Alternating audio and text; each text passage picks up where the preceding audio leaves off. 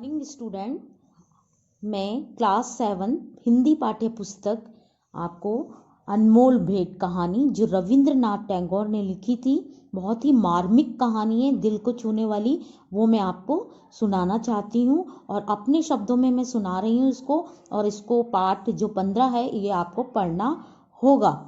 तो रायचरण जो था एक 12 वर्ष की आयु से ही अपने मालिक के यहाँ नौकर था, जो कि बच्चा खिलाने का कार्य करता था। उसके बाद काफ़ी समय बीतने के बाद नन्हा बच्चा रायचरण की गोद से निकलकर स्कूल में गया और स्कूल से कॉलेज में और फिर एक सरकारी में लग गया। किंतु सरकारी स्थान पर लग गया, किंतु रायचरण अब भी बच्चा खिलाता था, यानी कि यह बच्चा उसकी गोद के पले हुए अनुकुल बाबू का पुत्र था। अब वो बच्चा दोबारा से खिला रहा था। किसका पुत्र था वो? अनुकुल बाबू का। बच्चा घुटनों के बल चलकर बाहर निकल जाता। जब रायचरण दौड़कर उसको पकड़ता तो वह रोता और अपने नन्हे नन्हे हाथों से रायचरण को मारता। यानी कि रायचरण से वो बहुत ही घुल मिल गया था और बहुत प्यार करने लगा था। अब क्या था, अनुकुल बाबू की बदली हो गई थी कलकत्ता शहर में। कलकत्ता शहर में जब उन्होंने घर लिया था तो वो एक नदी के किनारे था। वहाँ रायचरण को भी उनके साथ जाना पड़ा और रायचरण जब उनके साथ गया तो वो भी उनके अनुकुल बाबू के बच्चे को खूब खिलाता प्यार से। और एक दिन क्या था, वो गाड़ी में उसको घुमाने के लिए लेके गया और गाड़ी में घूमने के लिए गया। जब बच्चा नदी के किनारे गाड़ी खड़ी करी रायचरण ने, तो उस बच्चे ने कहा मुझे फूल चाहिए।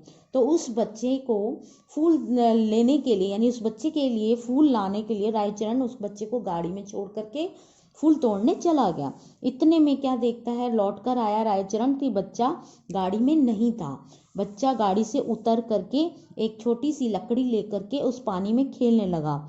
और जब रायचरण लौट के आया, गाड़ी में बच्चा नहीं था, तो वो देखकर आश्चर्यचकित रह गया और उसने चारों तरफ उस बच्चे को ढूंढा, बच्चा कहीं नहीं था। वह रोने पीटने लग गया और उसने सारी बातें अपनी मालिक को और मालकिन को बताई।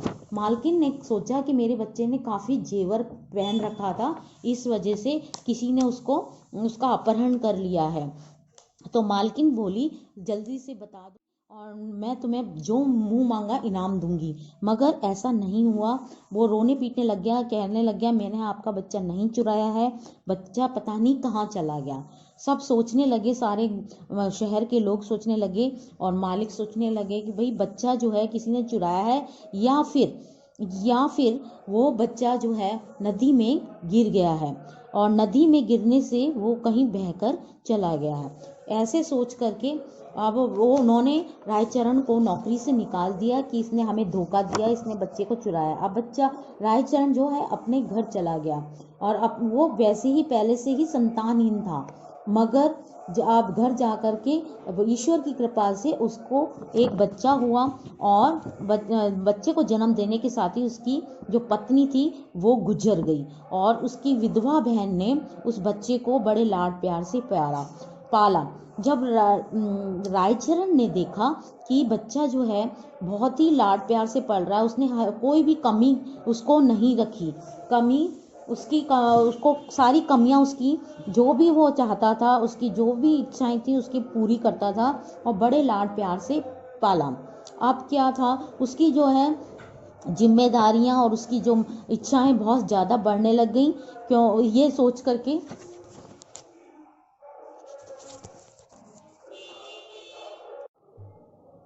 रायचरण ने सोचा मेरे बच्चे की जो है बहुत सारी इच्छाएं पूरी करने के लिए एक कार्य कर सकता हूँ। मैं वापस अनुकुल बाबू के घर जाऊंगा और उनके शहर जा कर के ये बच्चा उनको दे दूंगा। अब वो घर पहुंचा अनुकुल बाबू और उनकी वाइफ के यानी उनकी पत्नी के आगे गड़गड़ाने लग गया रायचरण कि ये बच्चा आप ही का है और मैंने ही आपका बच्चा चुराया था और इस बच्चे को आप रख लो और मुझे माफ़ कर दो। मगर अनुकुल बाबू ये सोचने लगे कि, और उन्होंने पूरी इंक्वायरी करी, पूरी जांच पड़ताल करी और उस पर बहुत गुस्सा किया और कहा कि अब हम तुम्हें नहीं रख सकते और हम उस बच्चे को रख लेंगे। और अनुकुल बाबू की जो पत्नी थी उसने बच्चे को गले से लगाया और बहुत प्यार किया कि ये बच्चा तो मेरा है और ये बिल्कुल मिल गया, मेरे से ही मिलता है और अनुकूल बाबू से मिलता है, यानी कि ये हमारे घर का पुत्र है। वो बहुत ज़्यादा उसको प्यार करने लगी, हमारे घर का पुत्र है। वो बहुत ज़्यादा उसको प्यार करने लगी और रोने लगी और यूं कहने लगी, हम इसने मुझे धोखा दिया है, हमको धोखा दिया है, अब इसको रायचरण को हम नौकर नहीं रखेंगे। वो बच्चा भी कहने लगा, हाँ पिताजी, आप यहाँ से चले जाओ, मैं रह लूँगा और आपको पेंशन जो भी आपका रुपया है आपको वहाँ पे आपके गांव में भिजवा देंगे। तो रायचरण को बड़ा दुख हुआ, उसको दिल को धक्का लगा, जैसे कान में किसी ने पिघला हुआ शीशा डाल दिया और ये अपने बच्चे को ये शब्द सुन करके। तो ये जो अनमोल भेंट है बच्चों, ये इसने जो अपनी जिगर का टुकड़ा जो है उन्होंने रायचरण ने किसको दे दिया, अनमोल बाबू को। क्यों दे दिया, ताकि वो उस बच्चे को पाल सके और वो भी एक दिन बड़ा होकर कुछ बन सके। और जब अनुकूल बाबू ने एक उसके नाम की एक पेंशन उसके गांव में भिजवाई कि रायचरण वहाँ से निकल गया और चुपचाप अपने गांव चला गया। जब वो पेंशन भिजवाई तो वो पेंशन जो है, पैसे हैं, वापस लौट कर आ गए, यानी कि उस गांव में अब रायचरण नहीं था। इसका मतलब यह है कि रायचरण अब इस दुनिया में नहीं रहा था और उसको ये बड़ा दुख हुआ कि उसका बच्चा भी उसको जाने के लिए कह रहा था। तो ये अनमोल भेंट जो कहानी है आपको बहुत अच्छी लगी होगी।